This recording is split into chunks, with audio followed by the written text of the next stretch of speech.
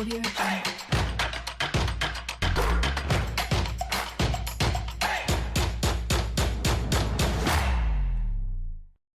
Il y a un moment donné où la main puissante de Dieu vient pour te sortir des prisons, des bastions, des forteresses, des systèmes de raisonnement qui te bloquaient. Il y a un moment donné où la main puissante de Dieu vient te sortir de là. Il y a un moment donné où la main puissante de Dieu vient te sortir de là et pour maintenant te propulser dans là où tu dois être, là où tu dois accomplir, là où tu dois devenir, là où enfin, voilà, je suis moi, je deviens moi. Oui, Père, il y a cette saison, Seigneur. Alors ce matin, mon frère, prie avec moi et demande à la main puissante de Dieu pour nous faire sortir des prisons, la main puissante de Dieu pour nous faire sortir des mauvais systèmes de pensée, la main puissante de Dieu pour nous faire sortir. Quel est mon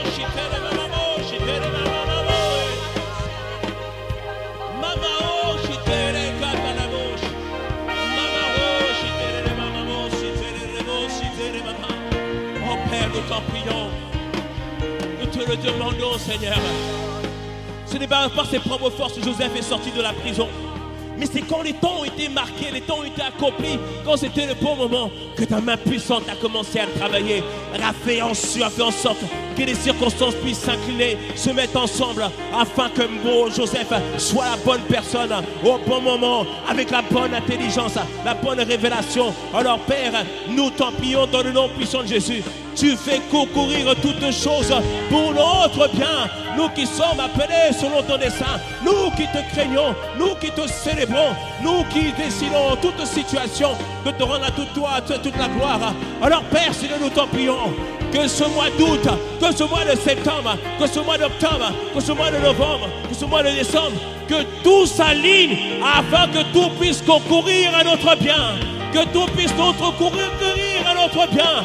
Le mal qu'on nous a fait, les tribulations, les maladies, les difficultés, les moments de déconvenue, que Père, tout ça puisse concourir à notre bien, concourir à notre bien.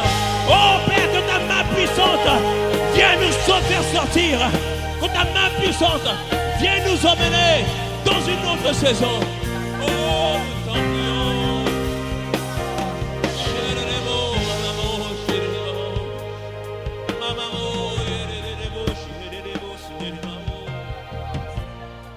Oh, la main puissante de Dieu. La main puissante de Dieu vient pour faire sortir Joseph des prisons, des bastions, des forteresses, des systèmes de pensée. La même main, Seigneur Père. Aujourd'hui, tu nous fais sortir de ces prisons qui nous accablaient, qui nous mettaient à terre, qui nous faisaient avoir le dos courbé, qui nous empêchaient, Seigneur Père, de bomber nos torses, qui nous empêchaient, Seigneur, de lever la tête. Mais ce matin, ta main puissante vient nous faire sortir de là par ta grâce. Par ta grâce. Joseph est sorti de la prison. Et on lui a présenté une situation que les magiciens de ce monde n'avaient pas pu résoudre. Mais Joseph a dit, je vais donner l'interprétation. Non pas moi, mais le Dieu que je sers. Non pas mes facultés, mais cela vient de Dieu. Cela vient de Dieu, oh bien-aimé. Voici une saison où nous allons plus dire que c'est nous qui l'avons fait. On va plus dire c'est ma force qui l'a fait. On va plus dire c'est mon intelligence qui l'a fait. Non, Seigneur, non, c'est pas ça qu'on va dire. On va dire c'est Dieu qui l'a fait. On va te dire c'est toi qui l'as fait, Seigneur. C'est toi qui l'as accompli. C'est toi qui l'as réalisé. C'est toi qui l'as manifesté. Et c'est là qu'à ce moment-là, on dit, Seigneur, reçois la gloire, Père. Reçois la gloire. Oui, reçois la gloire. Reçois la gloire. Parce que c'est pas toi qui es capable. C'est pas nous qui sommes capables. C'est Dieu qui rend capable. C'est Dieu qui le fait. Et c'est là que tu dis, reçois la gloire. C'est là que tu lui dis, reçois pleinement. Seigneur, oui, reçois ce matin la gloire. Reçois. Oui, reçois la gloire, Seigneur. Mamaro, chite les mamans, chez les mamans. Chite les mamans, chite les mamans. Malakade les mamans, chite les mamans. Makade les mamans, chite les mamans, chite les mamans.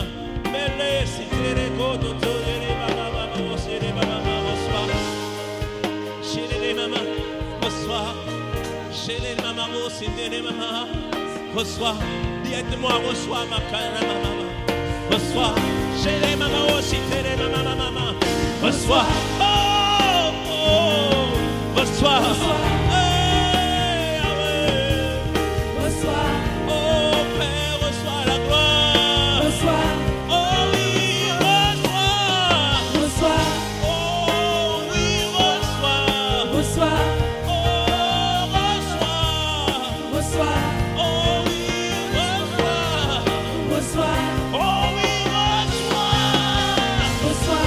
Capable de dire à Dieu, reçois la gloire. C'est que tu anticipes déjà que Dieu a donné la gloire, mais tu dis, Seigneur, reçois. Ce que tu fais de moi, reçois, Père. Reçois la gloire. Ce que tu as accompli, reçois la gloire. Les personnes que tu relèves, reçois la gloire. Les personnes que tu portes, reçois la gloire. Oh oui, de lui, reçois. Oh oui, reçois. Oui, dis à ton Dieu, reçois.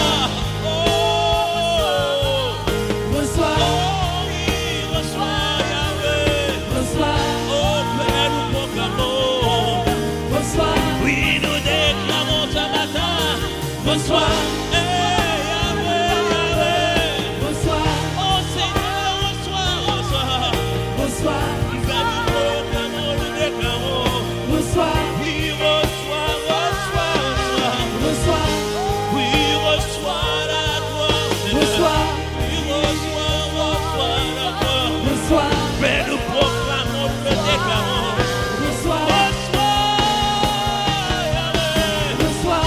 nous sommes capables de dire, Père, reçois la gloire.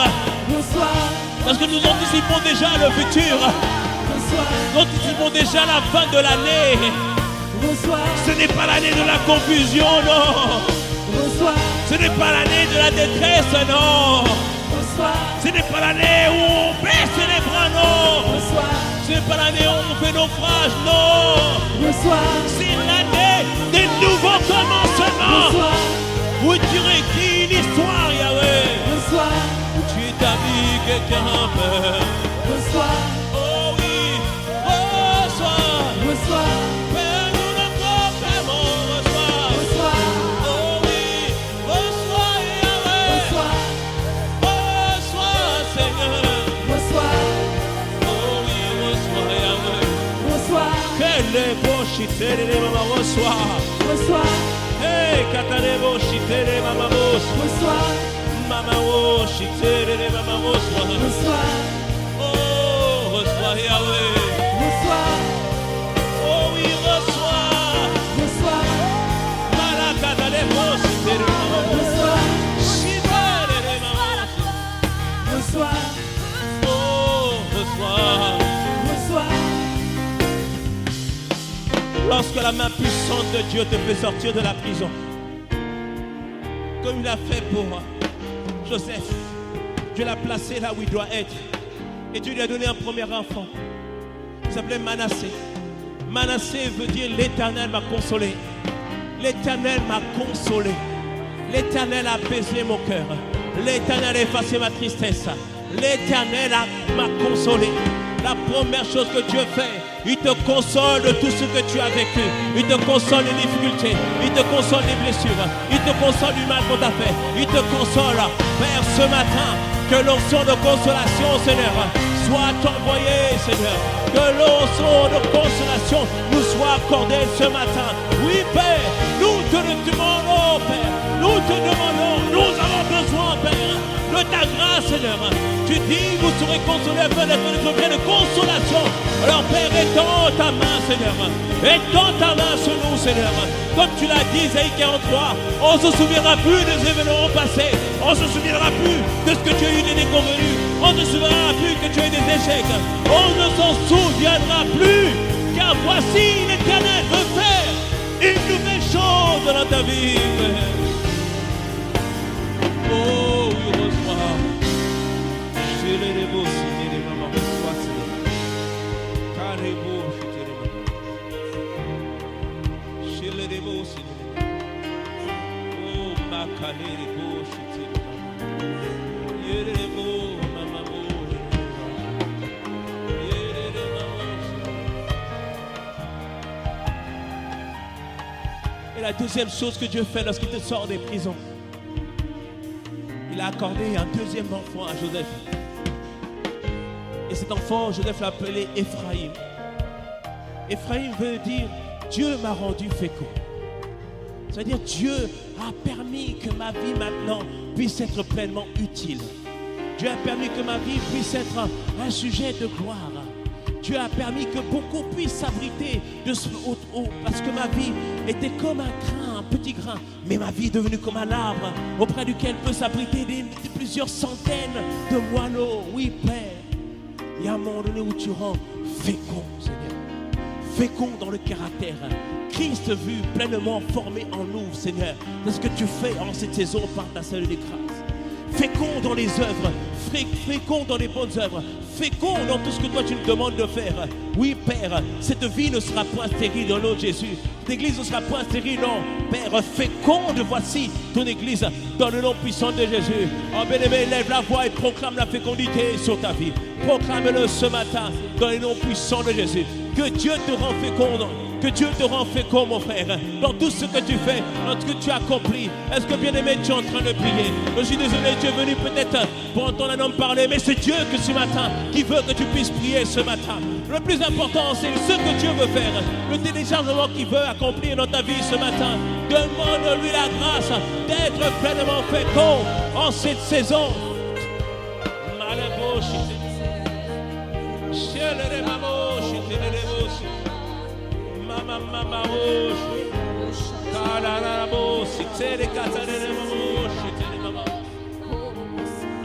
Oh Père Seigneur, te le demandons, Seigneur notre Dieu, dans cette saison, fais-nous proclamer comme tu l'as fait avec Joseph. Alors que Joseph a vu ta gloire, il a pu dire à ses frères, le mal que vous m'avez fait, Dieu l'a transformé en bien, afin qu'au travers de ma vie, un peuple nombreux puisse être transformé, puisse être changé, puisse être délivré, puisse être sauvé. Alors Père, tu as déclaré que de nous sortirons des nations. Tu as déclaré que de nous sortirons des nations. Alors Père, nous proclamons que c'est notre partage. C'est notre partage dans le nom de Jésus. De nous va sortir des nations. De nous va sortir des nations. Mais comment cela va-t-il se faire? Ne t'inquiète pas, Marie. Oui, l'Esprit de Dieu va te couvrir de son ombre. L'Esprit de Dieu va te couvrir de son ombre. L'Esprit de Dieu va te couvrir de sa puissance, de sa capacité. Oh Père, nous te rendons toute la gloire, Seigneur. Oui, tu vas le faire. Tu vas l'accomplir. Tu vas le réaliser. Y a-t-il un peu pour acclamer? Pour acclamer ce Seigneur? Pour acclamer Dieu. Oh. Pour acclamer notre Seigneur. Oh Seigneur, manifeste-le. Accomplis-le au milieu de nous, Seigneur. Père, réalise-le. Manifeste-le pleinement. Père, nous t'en prions.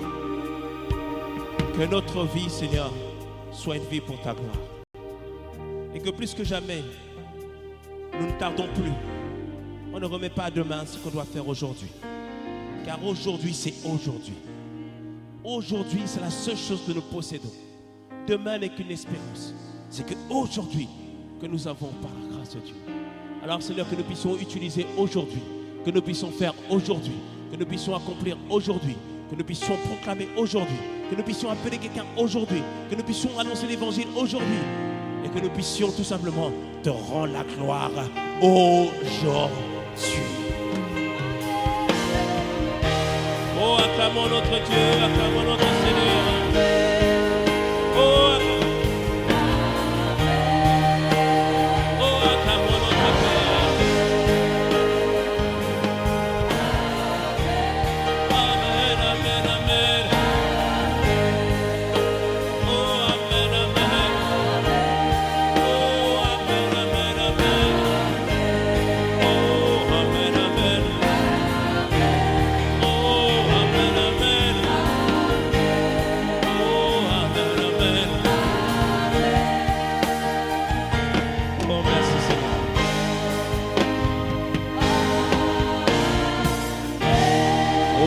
le Seigneur pour ce temps de prière.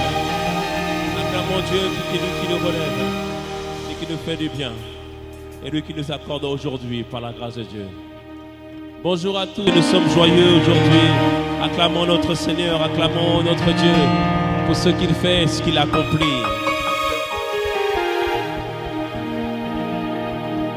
N'est-ce pas bon de prier?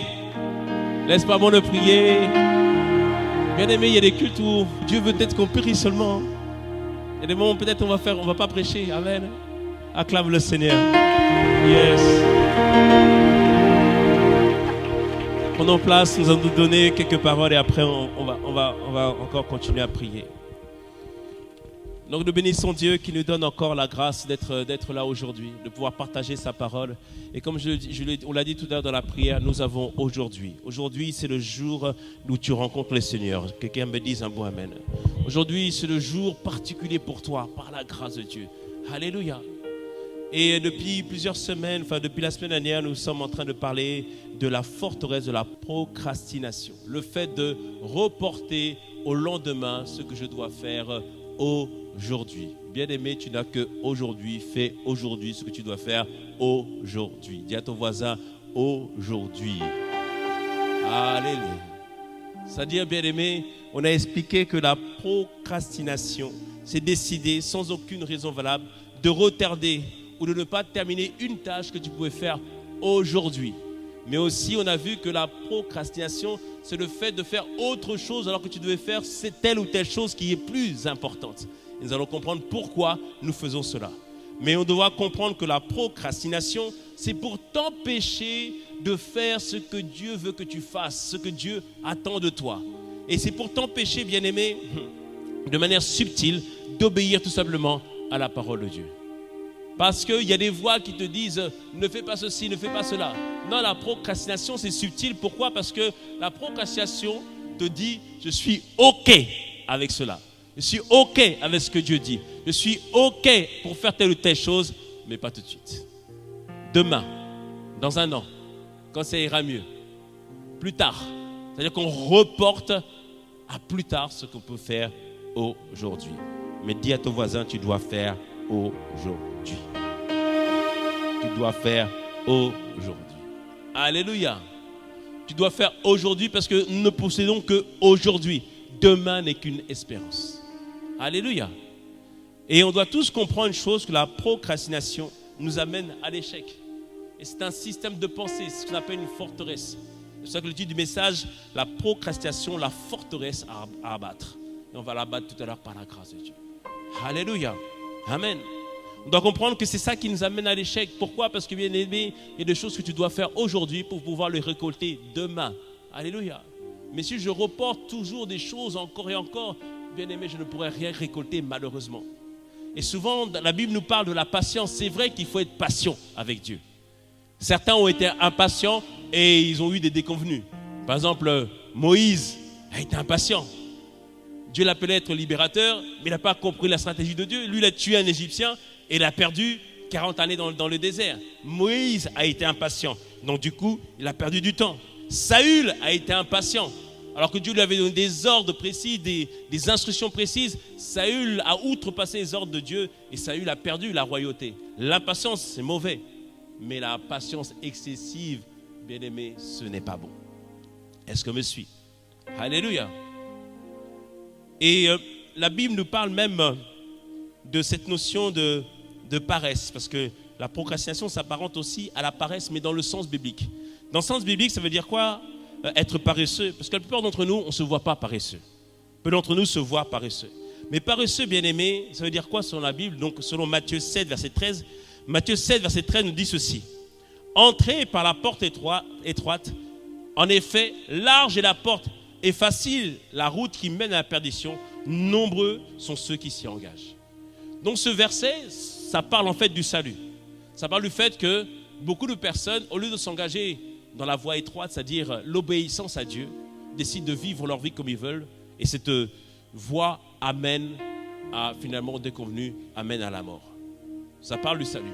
Mais ça parle aussi du fait que face à une situation, face à une problématique, nous avons tous tendance, bien aimés, à faire ce qui est le plus facile. C'est ça, être paresseux. La procrastination, c'est le fait des fois de faire des choses qui sont moins importantes. On va comprendre là pourquoi on le fait.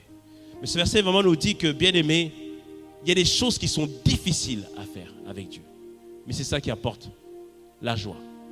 C'est ça qui donne le bonheur. C'est ça qui donne l'élévation. Dieu nous encourage véritablement à travailler, à faire en sorte que nous puissions produire un effort pour que notre vie puisse avancer et que notre vie puisse progresser. C'est pour ça que la semaine dernière, je t'ai dit, décide de payer le prix afin que ta vie puisse être transformée, afin que ta vie puisse être changée et afin que ensemble, par la grâce de Dieu, nous puissions aller de gloire en gloire. Alléluia. Amen. Donc on voit ici, bien-aimés, décidons de payer le prix afin que la vie de Dieu puisse être manifestée au milieu de nous. Amen. Alors pourquoi on procrastine? Pourquoi on remet au lendemain? Comme je te l'ai dit, on a tendance toujours à choisir la voie la plus facile. Et parfois, on remet les choses au lendemain parce que tu reçois une lettre à la maison. Il y a la lettre, il y a écrit impôt. Il y a écrit un gros tampon en rouge. Dès que tu reçois cette lettre, ça produit du stress en toi. Tu vas dire, je vais faire ça demain. Je vais reporter ça à plus tard. Et des fois, il y en a plusieurs qui viennent comme ça. Je vais voir ça après. Je vais m'en occuper après. En gros, le stress nous pousse à reporter au lendemain. Parfois d'autres, tu dois faire ce travail pour le boulot. Mais cette chose est tellement importante que ça te stresse tellement que tu reportes à chaque fois encore. Tu dis, je vais le faire plus tard. Je vais faire ça plus tard. Parce que ça te stresse. Et qu'est-ce qu'on fait? On fait d'autres choses qui n'ont rien à voir. On est sur Instagram, sur les réseaux sociaux, sur YouTube. Pourquoi? Parce que ça nous fait du bien. Ça nous relâche. Ça enlève le stress. Mais on s'est dit, je vais faire ça 10 minutes. Mais c'est bizarre quand on est sur le téléphone. 10 minutes se transforment en 2 heures. 2 heures se transforment en 3 heures. Mais pourquoi? Parce qu'on est stressé par rapport à cette telle situation. Il y a des fois, tu sais que tu dois résoudre ce conflit avec tel frère ou telle sœur, ou avec un parent. Tu sais, mais tu sais déjà, rien que tu vois sa tête, tu dis ça va être chaud. Ça va être compliqué. Tu as résolu aujourd'hui de résoudre le problème. Tu viens à l'église, tu es déterminé. Tu as prié, tu sens que non, là. Mais dès que tu vois la personne, rien que... Bon, demain. Alléluia. Est-ce que je parle à quelqu'un ce matin? Alléluia. D'autres, on sait qu'on doit prendre rendez-vous avec le médecin. Alléluia. Tu sais que tu dois prendre rendez-vous avec le médecin. Il faut faire des bilans. Quelqu'un me dise un bon amen. Alléluia. Mais on dit plus tard. Non, bien aimé, c'est aujourd'hui. Quelqu'un me dit c'est aujourd'hui. Alléluia. Il y a trop de choses qui nous stressent, qu'on repousse au lendemain. Alléluia. Alors, bien aimé, quand quelque chose te stresse, pense au futur toi. Cette femme qui est déterminée, cette femme qui est puissante, cet homme qui a accompli des exploits, qui a remporté des batailles. Et oui, bien aimé, il faut annoncer le futur, bien aimé. Il faut anticiper le futur. N'est-ce pas ce que Dieu fait? Il voit un jeune homme, David, qui est berger, qui garde les brebis de son père, mais Dieu l'appelle le roi. Alléluia. C'est-à-dire, te vois-toi dans ton futur. Vois-toi tel que Dieu veut que tu sois. Alléluia. Et pose-toi la question, qu'est-ce que le futur toi dirait à toi ici aujourd'hui? Alléluia. Est-ce que le futur toi dirait, vas-y, continue encore un peu à te prélasser, continue encore à dormir un peu, continue encore à prendre ton temps? Ou est-ce que le futur toi dirait, lève-toi. Lève-toi maintenant et sois déterminé. Fais tes efforts. Fais ce que tu peux faire aujourd'hui. Est-ce que le futur toi ne te dirait pas, ça va aller, it's gonna be alright, ça va bien se passer? Alléluia. Vous avez jamais fait cet exercice où tu prends une photo de toi lorsque tu avais 17 ans ou 16 ans ou 15 ans Et tu te dis, mais qu'est-ce que je pourrais dire à cet enfant de 15 ans et de 16 ans? Bien-aimé, tu n'as pas besoin d'attendre dans 20 ans pour regarder la photo d'aujourd'hui. Alléluia. Prends la photo d'aujourd'hui. Transporte-toi dans le futur et parle à toi-même ce matin dans le nom de Jésus. J'ai dit, parle à toi-même ce matin dans le nom de Jésus. Parle à toi-même ce matin dans le nom de Jésus. Alléluia. Parle à toi-même. Qu'est-ce que le futur toi dirait? Celui que Dieu a proclamé, qui sera celui dont va sortir les nations. Qu'est-ce que lui, il dirait? L'apôtre Paul donne cette illustration dans 1 Corinthiens 9, à partir du verset 21 à 27, où il donne cette illustration avec les athlètes. Et je t'en ai parlé la semaine dernière. En ce moment, les Jeux Olympiques viennent de terminer. Mais les gars, les athlètes ont tout misé sur ces JO. Il y en a une, elle a pleuré tellement elle a pleuré. Elle a dit, j'ai complètement raté ma compétition. Je me suis préparé 4 ans pour ça, j'ai tout raté. Elle a tout raté, mais ça l'a mis dans un état, elle était triste. Elle avait même envie de le tendre le mouchoir et qu'elle puisse sécher ses larmes. Pardon.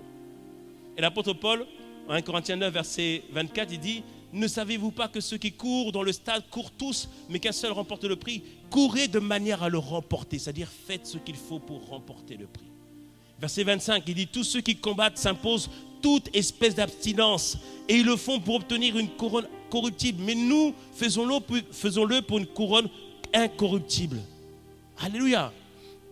Dans la version, et verset 26 d'abord, il dit, moi donc je cours non pas comme à l'aventure, je frappe non pas comme battant de l'air. C'est-à-dire je ne fais pas ça en vain.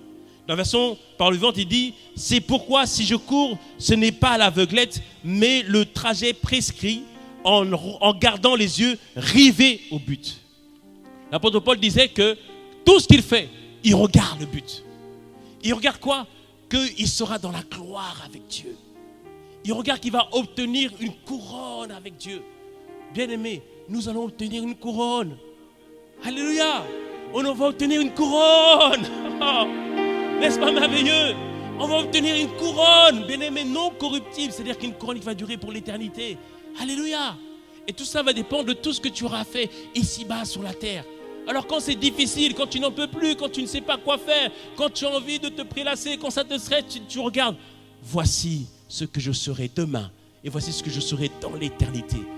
Avec la gloire, dans la gloire avec Dieu. Il dit, ayant les yeux fixés vers le but. Où ce moment, nous tous, on sera rassemblés. Et on va acclamer le Seigneur pour ta vie. On va acclamer le Seigneur parce que tu t'es fortifié. On va acclamer le Seigneur parce que tu n'as pas fait preuve de paresse.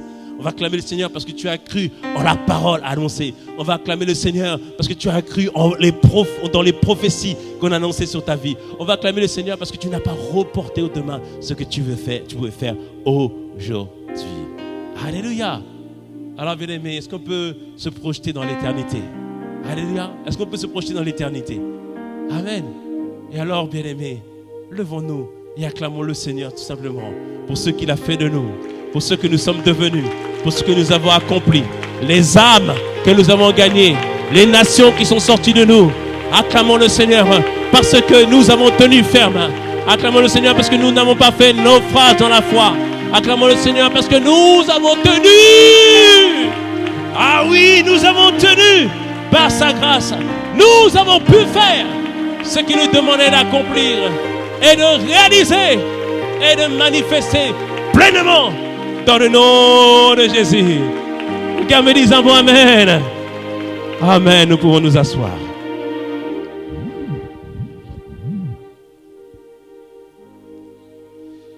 Alors ce matin, juste en quelques minutes, bien aimé, plusieurs choses que tu ne peux pas reporter au lendemain. Et ça, on va voir rapidement l'histoire de Jonas. Bon, Jonas, c'est dans l'Ancien Testament.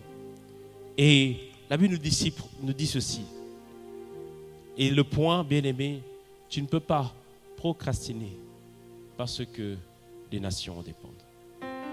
Alléluia. Les nations dépendent de la décision que tu prends aujourd'hui. Donc la Bible nous dit ceci en Jonas 1, donc au verset 2. On peut prendre la partie du verset 1. La parole de l'Éternel fut adressée à Jonas, fils d'Amittai, en ces mots. lève-toi, va à Ninive, la grande ville, et crie contre elle, car sa méchanceté est montée jusqu'à moi. Donc on voit ici, Dieu donne un ordre à Jonas. Et il te dit la même chose aujourd'hui. Il te dit, lève-toi. Alléluia. Il te dit, lève-toi. C'est-à-dire, bien-aimé, il est temps que nous puissions chacun nous lever. Nous puissions être déterminés à accomplir ce que Dieu veut faire dans notre vie par sa seule grâce. Il dit, va vers la grande ville et crie contre elle. Crier contre elle, ça veut dire que, bien-aimé, tu portes en toi un message pour cette génération. J'ai dit, tu portes en toi un message pour cette génération. Alléluia. Oui, bien-aimé, tu portes un message pour cette génération. Alléluia. Tu es le message qu'il est possible, bien-aimé, de mal commencer et de pouvoir terminer dans la gloire. Tu es le message qu'il est possible de passer par des moments difficiles, d'être abandonné, rejeté, mais d'être aujourd'hui là, présent, déterminé, confiant. Tu es ce message-là. Quelqu'un me dise un bon amen à cela. Alléluia. Oui, tu es le message, bien-aimé. Tu es le message. Alléluia. Il dit, crie contre elle, parce que, bien-aimé, tu ne dois pas taire ce message. Non, bien-aimé, tu dois le proclamer. Tu dois l'annoncer, tu dois le déclarer partout, sur Facebook, sur Internet, dans les rues, au boulot. Bien-aimé, proclame le message. Alléluia. Et simplement le message, bien-aimé, c'est une photo. Tu mets seulement et tu mets commentaire. Voici ce que Dieu est capable de faire. Dis-moi un bon amen. Voici ce que Dieu est capable de faire. Alléluia. Alors je t'en prie, ne procrastine pas. Dès aujourd'hui, fais une belle photo, fais la meilleure photo, mets-les sur ton statut et mets cette parole. Voici ce que Dieu est capable de faire. Alléluia. Quelqu'un dira, pasteur, ça c'est de l'orgueil, c'est du narcissisme. Non, non, bien aimé, c'est rendre grâce à Dieu et c'est exposer le chef-d'œuvre que tu es. Quelqu'un me dise un bon amen. C'est rendre témoignage à Dieu. Alléluia. Ou encore mieux, prends la photo d'il y a 10 ans et tu mets un montage il y a 10 ans et maintenant. Et avoue que Dieu a été bon. Ah, bien aimé. Il te dit, lève-toi, va à Ninive, la grande ville, et crie contre elle, car sa méchanceté est montée jusqu'à moi. Et regardez ce que Dieu dit à Jonas d'y aller. Jonas était un prophète de Dieu. Mais regardez au verset 3. Et Jonas se leva pour aller, verset 3, mettez. Et Jonas se leva pour aller à Ninive. Est-ce que c'est ce qui est écrit? Jonas se leva pour faire quoi? Pour s'enfuir de Tarsis, vers Tarsis. Tarsis était à l'opposé de Ninive. Et la Bible nous dit, il dit loin de la face de l'Éternel, il descendit, etc. Ça veut dire que Dieu a donné un ordre. Et là, lui, de manière délibérée, il a fui l'ordre de Dieu. On va comprendre après pourquoi. Il a fui l'ordre de Dieu. Bien aimé, on doit comprendre que la procrastination, c'est aussi la désobéissance. Parce que remettre au lendemain, c'est désobéir à Dieu. Lui, il a fait exprès. Mais nous, qu'on dit plus tard, on ne se rend pas compte qu'on est en train de désobéir à Dieu.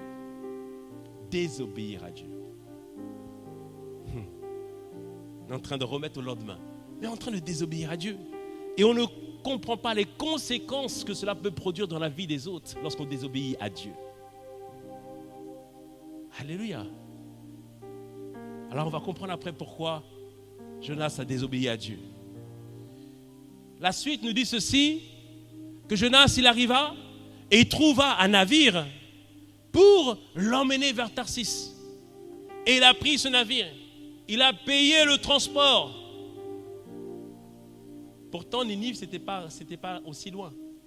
Tarsis, ça dit que c'est plusieurs milliers de kilomètres. Et Ninive, c'était à quelques centaines de kilomètres. Donc, il se met à payer, bien aimé, un prix plus grand que celui que Dieu lui demandait. Bien aimé, retarder ce que Dieu t'a demandé de faire risque de te coûter beaucoup par la suite. On l'a vu la semaine dernière. Des fois, on remet les instructions que Dieu nous a dites pour aujourd'hui. On le fait plus tard. Mais des fois, bien aimé, c'est trop tard. Tout à l'heure, j'ai dit que la patience est mauvaise parce que, bien aimé, manger des fruits verts, c'est mauvais. Mais manger des fruits pourris, c'est aussi mauvais. Être impatient nous pousse à manger des fruits verts, mais être procrastiné nous pousse à manger des fruits qui sont pourris. C'est trop tard maintenant. C'est-à-dire qu'on paye un prix encore beaucoup plus grand, comme on l'a vu la semaine dernière. Et là, donc, il se met à payer un prix beaucoup plus grand pour aller à Tarsis. Donc, il paya le prix du transport, il s'embarqua pour aller avec les passagers de Tarsis loin de la face de l'Éternel. Mais l'Éternel fit souffler sur la mer un vent impétueux. Il se leva sur la mer une grande tempête. Le navire menaçait de faire naufrage.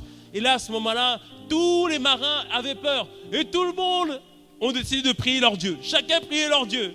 Mais Jonas, il ne priait pas. Jonas, il savait que c'est à cause de lui qu'on est dans les problèmes. Regarde ton voisin, peut-être que...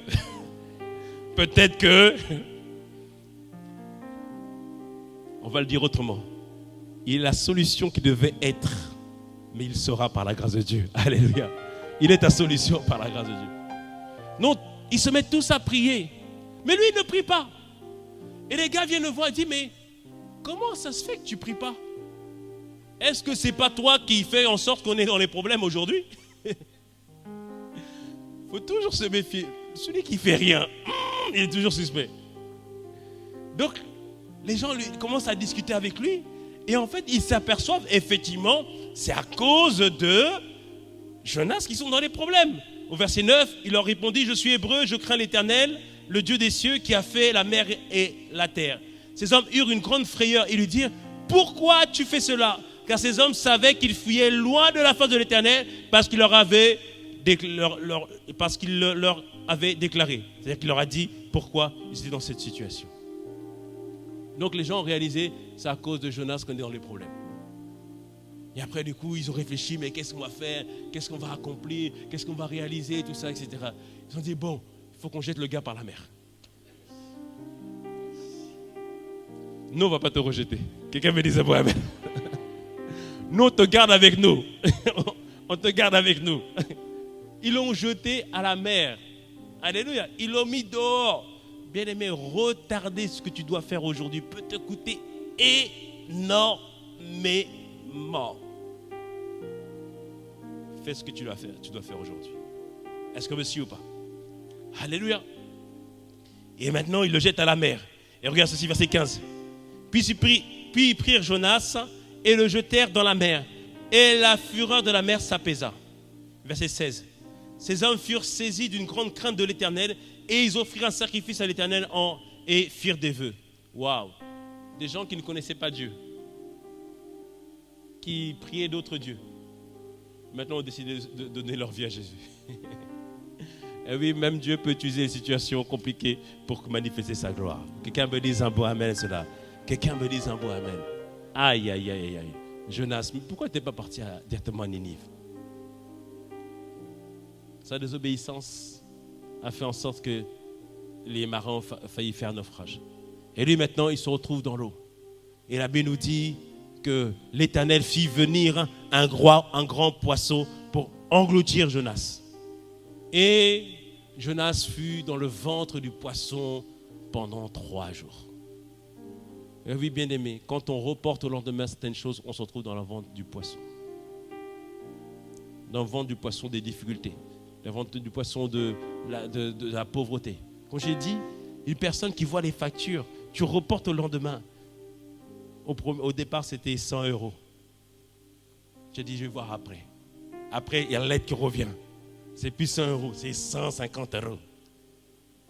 Après, il y a encore une lettre, c'est plus 150 €, c'est 300 €. Dis-moi, hey! Dites au voisin, ne rentre pas dans le ventre du poisson. Ne rentre pas dans le ventre du poisson. En plus, dans le ventre, il y a les sucs gastriques et tout ça, ça dévore, ça. C'est dire. On efface cette image au nom de Jésus. Alléluia. Et dans le ventre du poisson, c'est compliqué. Et parfois, reconnaissons que si nous sommes là aujourd'hui, c'est parce qu'on n'a pas mis en place l'instruction que Dieu nous avait donnée.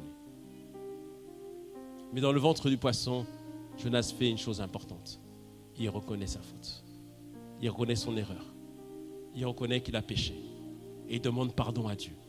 Et l'apôtre Ivan l'a dit, première étape pour sortir de la procrastination, reconnaître que nous avons péché. Reconnaître notre erreur. Reconnaître qu'on a cette tendance, nous tous, on a cette tendance. Et demander à Dieu de nous accorder la grâce maintenant de ne plus être là-dedans. On va prier tout à l'heure pour ça. Amen. Donc la première chose, bien-aimés, c'est reconnaissons que nous avons tendance à remettre les choses au lendemain. Et ce message dont nous parlons, ça nous touche nous tous. Et moi le premier, bien-aimé. Moi le premier. J'ai réalisé qu'il y a des choses que je reporte au lendemain parce que ça me stresse. Je dis, je vais faire ça après. Mais maintenant, on va affronter ces situations dans le nom de Jésus. On va les affronter par la grâce de Dieu. Allez, et tu vas comprendre après pourquoi Jonas a fui vers Tarsis au lieu d'aller vers Ninive. Alors, Jonas demande pardon à Dieu. Et le poisson maintenant le jette. Et là maintenant, on se trouve au verset 3. La parole de l'Éternel fut adressée à Jonas une seconde fois. Lève-toi, va à Ninive, la grande ville, et proclame-y la publication que je t'ordonne. Bien-aimé, cela te montre, même si tu as remis certaines choses au lendemain, Dieu n'a pas fini avec toi et Dieu veut toujours et encore travailler avec toi. Alléluia.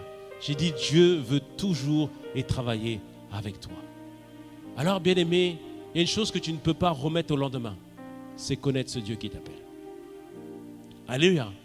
Connais véritablement ce Dieu qui t'appelle. Mais connais-le dans toutes ses facettes. Parce que parfois on connaît le Dieu bon. Effectivement, notre Dieu est bon. Il est rempli de bonté. Mais on doit aussi connaître le Dieu de justice. C'est-à-dire qu'on doit obéir à ses commandements. Mais on doit aussi connaître le Dieu qui fait ce qu'il veut, comme il veut. Alléluia. Parce que des fois, bien-aimé, Dieu ne fera pas ce que toi tu veux, mais il fera comme il veut. Et dans ces moments-là, bien-aimé, tu vas apprendre à rendre grâce à Dieu, peu importe ce qui se passe, peu importe ce qui se produit. Tu vas apprendre à lui faire confiance dans tout ce qu'il fait, dans tout ce qu'il accomplit. Alléluia. Bien-aimé, connais ce Dieu. Parce que Daniel 11, verset 32 dit ceci, et c'est une prophétie pour cette saison. Il dit qu'il y a un moment donné, l'impie va se lever, ça va être compliqué, le monde va devenir de plus en plus pire. Mais il dit, mais ceux du peuple qui connaîtront, Daniel 11, verset 32 les amis, ceux du peuple qui connaîtront leur Dieu feront des grands exploits. Alléluia. Ceux qui connaissent leur Dieu, ceux qui ne doutent pas du Seigneur, ceux qui ne doutent pas de notre Dieu. Vous savez les JO, on a tous été indignés par rapport à la cérémonie, n'est-ce pas? Il y a pas mal de choses qui ont été faites et tout ça, etc. Mais je bénis Dieu. C'est la première fois que je vois des JO où il y a autant d'athlètes chrétiens. Parce qu'on ne nous montre pas tout. On ne nous montre pas tout dans les interviews. On ne nous montre pas que dans les villages olympiques, ils sont en train de louer le Seigneur. Ils sont en train d'adorer. Ils se réunissent entre athlètes, ils sont en train de louer Dieu, proclamer la grandeur de Dieu. Alléluia. Et je regardais l'interview, la fille qui a gagné le 100 mètres, une fille de Sainte-Lucie. Elle a gagné, on a dit alors ça va et tout ça. Elle a dit yes, I thank God. Elle a dit je remercie Dieu. Alléluia. Elle a rendu grâce à Dieu. Et une athlète française qui a fait le 100 mètres haies, elle a gagné. Et on l'a dit alors comment ça a été vous? C'était difficile pour vous? Elle a dit oui c'est vrai c'était difficile. Mais elle a dit je remercie Dieu. Et après on lui a posé des questions, tout ça. Elle a dit oui tout à fait. Elle dit merci Jésus. Alléluia. Merci Jésus. Alléluia. Bien-aimés, ceux du peuple qui connaîtront leur Dieu feront des grands exploits. Connais ton Dieu, connaissons Dieu, connaissons notre Seigneur, connaissons ce qu'il est. Alléluia. Ça, tu ne peux pas le reporter à demain. Cherche à connaître Dieu dans toutes ses facettes. Ainsi, tu ne seras jamais déçu de Dieu. Tu apprendras en toutes choses à rendre gloire à Dieu. En toutes choses à proclamer et à déclarer que Dieu est bon et que Dieu est fidèle. Alléluia. Et tout ce qu'il fait est bon. Quelqu'un me dise un bon amen. Acclamons le Dieu que nous servons. Acclamons le Seigneur que nous servons. Acclamons. Acclamons. Alors revenons à Jonas. Jonas connaissait Dieu. Vous savez pourquoi il est parti à Tarsis et pas à Ninive? Ninive, c'était les ennemis d'Israël. D'autres étudiants de la parole ont dit que Jonas en voulait à Ninive. Ce Ninive avait saccagé sa famille. Il en voulait à Ninive. Ninive, c'était l'ennemi. Mais quand Jonas est parti à Ninive et qu'il a commencé à dire une seule fois, repentez-vous, parce que dans 40 jours, la ville sera détruite. Il avait juste dit ça. Et la Bible nous dit que la ville était tellement grande que normalement il a dû faire des jours et des jours et des jours pour que tout le monde puisse recevoir la parole. Mais juste il a proclamé la parole et les gens ont entendu la parole. Et les gens ont eu le cœur vivement touché. Et ils se sont mis à chercher Dieu, à se tourner vers le Seigneur. Jonas avait en lui le message pour faire en sorte que toute une ville puisse se tourner vers Jésus, se tourner vers le Seigneur. Toi, bien-aimé, je le dis encore, tu as le message pour que de nombreuses personnes puissent se tourner vers Jésus. Ne remets pas demain ce que tu peux faire aujourd'hui. Alléluia. Donc du coup, tout le monde se tourne vers le Seigneur. Et on vient voir le responsable de Ninive, le roi de Ninive. On lui dit, hey, il y a un prophète qui est venu, qui a annoncé que la ville va être détruite. Et là, le roi dit à tout le monde, ok, décrétons un jeûne. Ils ont dit qu'ils vont chercher Dieu dans le sac et la cendre, c'est-à-dire qu'ils vont jeûner et chercher Dieu. Et il a même décrété que même les animaux vont jeûner aussi. Et il dit avec moi, c'est-à-dire que non, ils ont vraiment été vivement touchés par ça. Alléluia. Et c'est là où on comprend pourquoi Jonas est parti vers Tarsis. Parce que Jonas nous dit ceci en chapitre 4, au verset 2. Donc déjà verset 4, donc au verset 3, tout le monde se... Voilà, je vais prendre verset, Jonas 3, verset 10 d'abord. La Bible nous dit ceci. Dieu vit qu'ils agissaient, donc les gens de Ninive, ainsi, donc ils revenaient, ils cherchaient Dieu, et qu'ils revenaient de leur mauvaise voie, qu'ils changeaient leur manière de faire.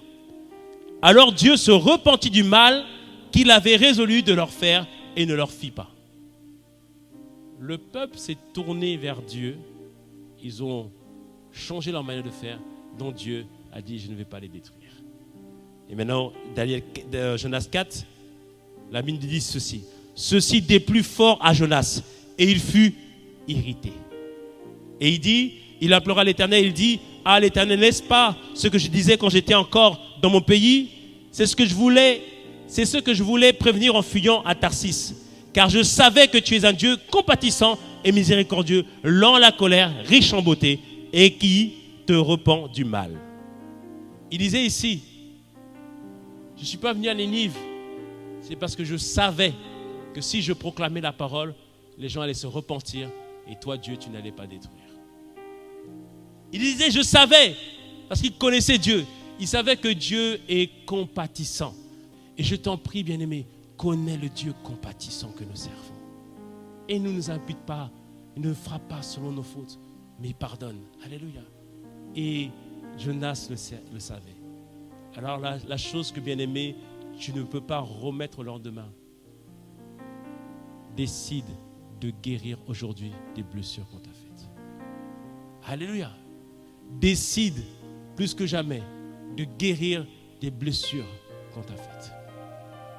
Parce que le peuple, les personnes qui t'ont fait du mal ont besoin de toi. Tout à l'heure, on a prié au sujet de Joseph. Imagine si Joseph n'aurait pas été guéri. Dès que ses frères seraient venus, il aurait voulu tuer ses frères, détruire peut-être toute sa famille. Et parce que Dieu avait guéri son cœur, Joseph a pu être une source de bénédiction. Alors aujourd'hui, bien-aimé, décide dès aujourd'hui de guérir. Quand on a fait le summer camp, à la fin, je leur ai demandé, donc le camp des jeunes qu'on a fait au mois de juillet, on l'a fait sur les forteresses. Je leur ai demandé, qu'est-ce que vous décidez aujourd'hui? Et un frère a dit, moi je décide de guérir, afin de pouvoir guérir les autres. Alléluia. Bien-aimé, c'est la même chose aujourd'hui. Les décisions qu'on doit prendre, les choses qu'on ne peut pas reporter au lendemain. Et la décision qu'on doit prendre, c'est d'être ceux maintenant dont le cœur est tout entier à Dieu. mais dont le cœur est débarrassé de toute rancune, de toute rancœur. Vis-à-vis de Dieu, premièrement, décide de guérir de ton ressentiment par rapport au Seigneur, parce que ça arrive, et décide de guérir le ressentiment vis-à-vis des autres. Ainsi, Dieu va te faire de toi, de moi, de nous, des personnes qui vont être utilisées pour sa gloire, afin que Dieu puisse accomplir ce plan et puisse accomplir ce qu'il a prévu. Alléluia, alléluia, amen. Bien-aimé, cette année n'est pas l'année de ta confusion. Ce n'est pas l'année où tu vas baisser les bras. Ce n'est pas l'année où tu vas faire un naufrage dans la foi. Ce n'est pas l'année où tu vas finir en pleurs. Non, bien-aimé. Nous terminerons cette année dans l'action de grâce. Alléluia. Mais on ne détermine malheureusement pas le chemin par lequel Dieu va nous passer. Mais une chose est sûre, Dieu est là. Alléluia. Dieu est là. Et peu importe ce que tu vis, peu importe ce que tu as vécu, Dieu est là. Et il sera là par la grâce de Dieu pour toujours. Quelqu'un me dise un mot amen. Alors acclamons le Seigneur. Acclamons notre Dieu.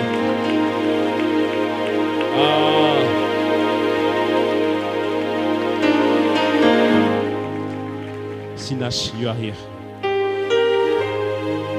Alors bien-aimés, prenons 5 minutes, juste 3 minutes, pour nous épancher devant Dieu. Peut-être que tu as besoin de guérison ce matin. Peut-être que tu as besoin de lui demander la grâce d'être consolé. Peut-être même que tu as besoin de demander à Dieu pardon. Parce qu'il n'y a rien de pire de garder de l'amertume vis-à-vis du Seigneur. Ah Seigneur, nous sommes là devant toi aujourd'hui. Et nous nous attendons pleinement à toi, Seigneur. Et nous comptons sur ta grâce encore aujourd'hui. Pour nous fortifier et pour nous porter. Car tu es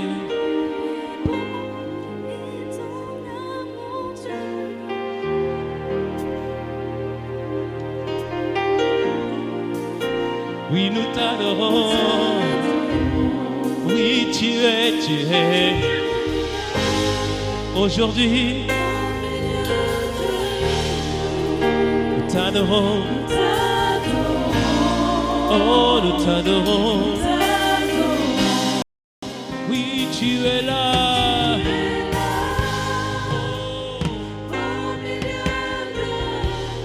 Oui, nous t'adorons.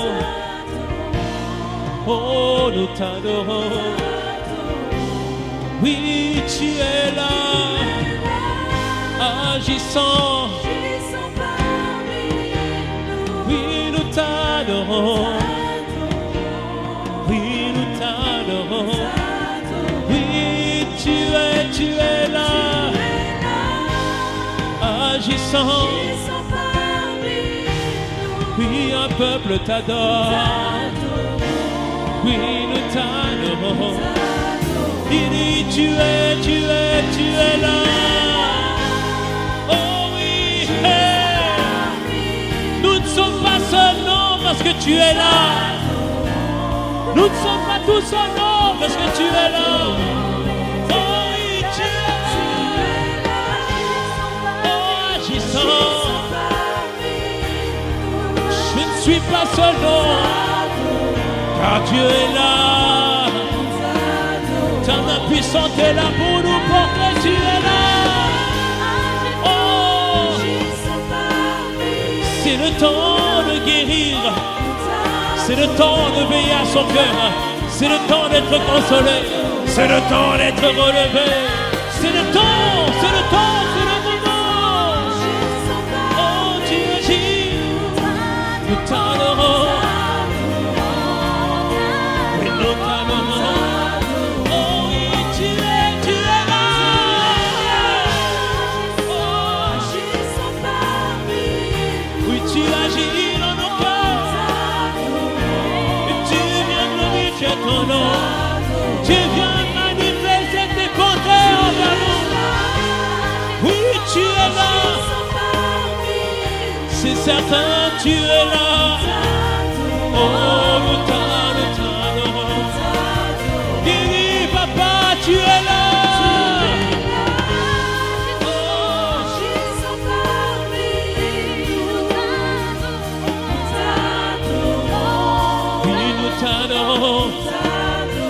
Oui, tu es là. Oh, tu es là, papa. Tu es là, mon Dieu. Tu es là, mon Seigneur. Oui, tu es là. Oh, tu es là. Oui, nous t'adorons. Oh, nous t'adorons. Oh, tu es là. Oh, oh,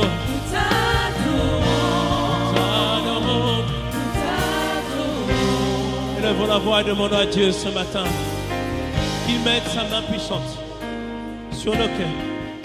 Que ta main, Seigneur, soit un baume pour nous ce matin. Seigneur, merci parce que tu donnes à quelqu'un ce matin d'avoir une autre vision de toi, d'autres perspectives, Seigneur, de ta personne, d'avoir une autre révélation de qui tu es. Père, nous t'en prions ce matin dans le nom de Jésus. Seigneur, nous ne voulons pas être de ceux comme la femme, Seigneur, de Job qui disait maudit Dieu et meurt. Non, Père, nous ne sommes pas de ceux-là. Nous sommes de ceux qui gardent la foi. Nous sommes de ceux qui sont déterminés à ne pas faire naufrage. Mais Seigneur, nous te demandons de nous aider ce matin. Nous te demandons, Seigneur, de nous porter ce matin, Seigneur. Nous ne voulons pas être comme Jonas, Seigneur, qui a gardé tellement de choses dans son cœur et qui a refusé de se laisser guérir par Dieu. Alors que Dieu lui voulait lui montrer que Ninive n'était pas si mauvaise. Dieu voulait lui montrer qu'il y a aussi des bonnes personnes à Ninive. Mais Jonas a refusé de laisser Dieu étendre sa main. Alors Père, ce matin, nous t'en prions.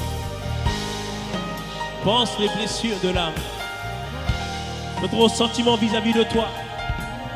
Notre ressentiment vis-à-vis des autres, Seigneur. Seigneur, fais en sorte que par ta grâce et par ta grâce seule, Seigneur, à partir de maintenant, on ne remet pas au lendemain notre guérison. On ne remet pas au lendemain, Seigneur, ce que toi tu nous dis de faire aujourd'hui. Tu nous dis pardonne aujourd'hui, appelle aujourd'hui, réconcilie-toi aujourd'hui, fais le pas aujourd'hui. De notre obéissance, Seigneur, dépend le peuple nombreux, Seigneur. Alors fais grâce, notre Dieu. Étends ta main, Seigneur. Étends ta main, Seigneur. Viens glorifier ton Seigneur. Viens manifester tes grâces. Alors dis avec moi, Père, aujourd'hui, nous venons tous devant toi. Et nous te demandons que par ta grâce et par ta grâce seule, que toute forteresse, tout système de pensée qui nous empêchait d'obéir à ta parole, que ces forteresses soient abattues maintenant au nom de Jésus. Père, que toute forteresse qui nous empêchait de te voir tel que tu es, qu'elle soit abattue maintenant au nom de Jésus. À partir de ce jour, accorde-nous la grâce de considérer aujourd'hui, de faire aujourd'hui, d'obéir aujourd'hui. Père, nous t'en prions au nom